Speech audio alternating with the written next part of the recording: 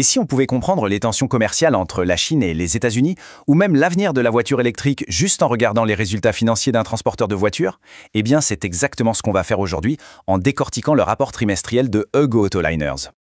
Alors concrètement, qu'est-ce que tous ces chiffres nous racontent sur l'économie mondiale? C'est ce qu'on va voir. Et pour ça, on commence par le nerf de la guerre, le bénéfice.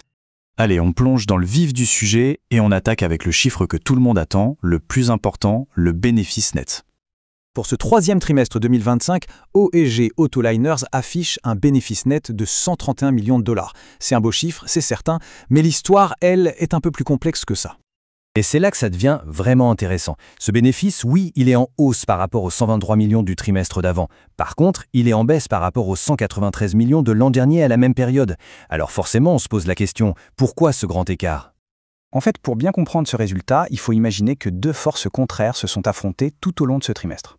D'un côté, on a une super nouvelle, les volumes. L'entreprise a transporté plus de marchandises, on parle de 4 millions de mètres cubes expédiés.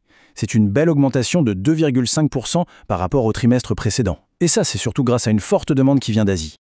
Mais de l'autre côté, il y a la force inverse. Le prix que l'entreprise a facturé pour chaque unité de marchandises, ce qu'on appelle le taux de fret net, a lui baissé de 1,6%.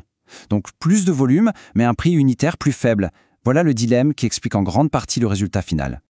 Maintenant, prenons un peu de recul pour voir comment les grandes tendances mondiales viennent directement impacter ces chiffres. Ce graphique, c'est un véritable tremblement de terre dans le monde de l'automobile.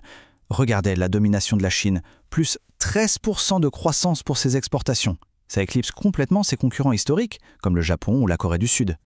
Mais alors, qu'est-ce qui fait tourner cette machine chinoise à plein régime? Il y a deux raisons principales. La première, c'est qu'aux États-Unis, les consommateurs se dépêchent d'acheter avant que de nouveaux tarifs douaniers ne tombent. Et la deuxième, et c'est énorme, c'est l'explosion des exportations de voitures hybrides chinoises vers l'Europe. Une hausse de 239%. C'est la preuve que la transition énergétique est en train de redessiner complètement les cartes du commerce mondial. Mais la performance d'une boîte aujourd'hui, ça ne se résume pas qu'à des dollars. Voyons un peu comment OEG Autoliners gère les aspects environnementaux, sociaux et de gouvernance. Côté environnement, on voit des progrès, et c'est une bonne nouvelle.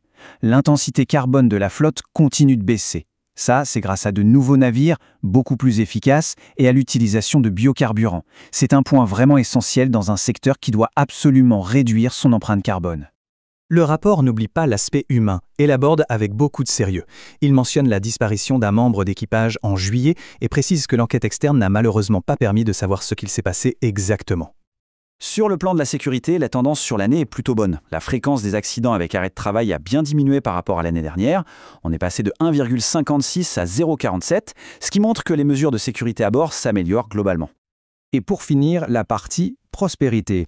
L'entreprise a déclaré un dividende de 30 millions de dollars pour le trimestre. C'est une façon de montrer qu'elle s'engage aussi à partager la valeur créée avec ses actionnaires. Allez, on termine en se projetant un peu, parce que dans le transport maritime, par définition, il y a toujours des défis qui se profilent à l'horizon. Le point important à retenir ici, ce sont les obstacles financiers qui arrivent. Des nouvelles taxes portuaires aux États-Unis pourraient coûter entre 60 et 70 millions de dollars par an. C'est pas rien. En plus, l'entreprise s'attend elle-même à des résultats un peu moins bons pour le prochain trimestre, avec un impact d'environ 20 millions de dollars, rien qu'à cause des politiques commerciales américaines. Tout ça nous amène à la question finale. Dans un monde où les barrières commerciales se multiplient et où les marchés changent à toute vitesse, la capacité à s'adapter, ça va être la clé.